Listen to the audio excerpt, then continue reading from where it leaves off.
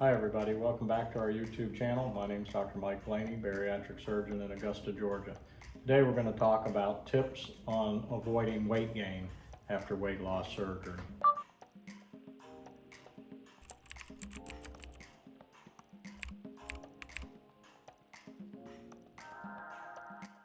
If you've had weight loss surgery and you've gained a little weight, you've probably freaked out over the prospect or the thought of I'm going to regain all of my weight back. Most of the time that doesn't happen. And here are some tips that will help you avoid problems that you may be concerned about in the future. The first tip that we have for everybody is see your doctor who did your surgery. Follow up with the team that performed your surgery and follow their program.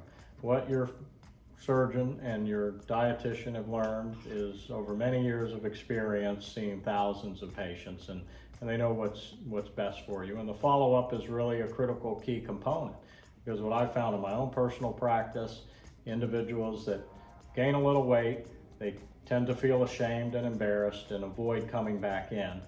Now, ultimately, they may come back in, but it may be many years later after they've gained a lot more weight than they would have liked to have seen, and it's a heck of a lot easier for us to deal with an individual who may have gained 10 pounds as opposed to gaining 50 or more pounds. The next tip that we have is find a support person. You know, this doesn't necessarily need to be somebody who had weight loss surgery, but that oftentimes is helpful. Most programs have a support group. Seek out those support people within the support group. An individual can be your partner for exercising. They can be your partner for advice when you're having a hard time or you're feeling down or struggling with certain stresses in your life. There'll be a constant reminder of what you need to do to stay on track. Another tip that we find helpful for our patients is keep an activity log. Log your daily activity. Writing down what you're doing on a day-to-day basis helps us stay organized and stay on track. Along those same lines is keeping a food diary.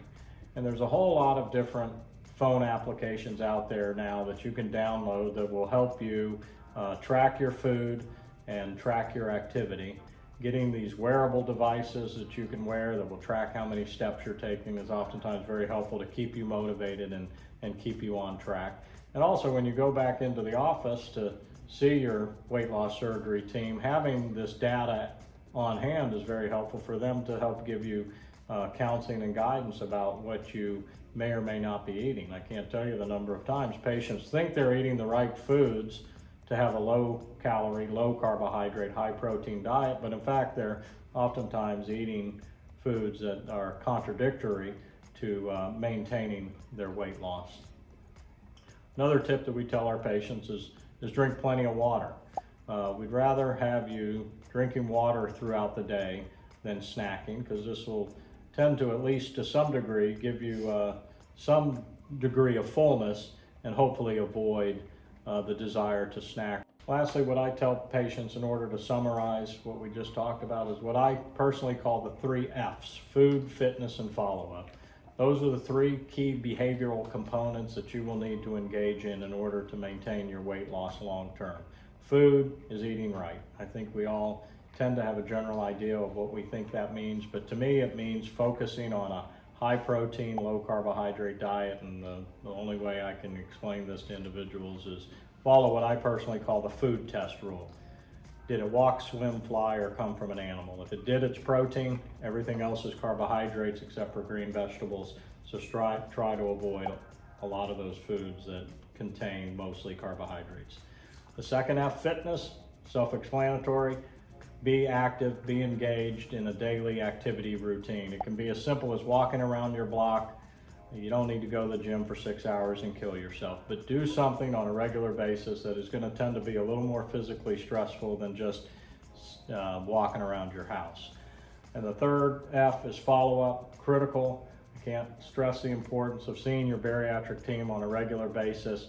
Just the accountability of having to show up, weigh in, and sit down and talk with your surgeon or dietitian about what you're eating. And if we had experienced a bit of weight gain between the last follow-up visit. It's a heck of a lot easier to deal with it right then than it is to deal with it a year or two later, because you were avoiding appointments and then maybe weighing a bit more than you otherwise would have been had you dealt with it earlier in the course of events. So for more interesting information about weight loss surgery, please remember to subscribe to our YouTube channel.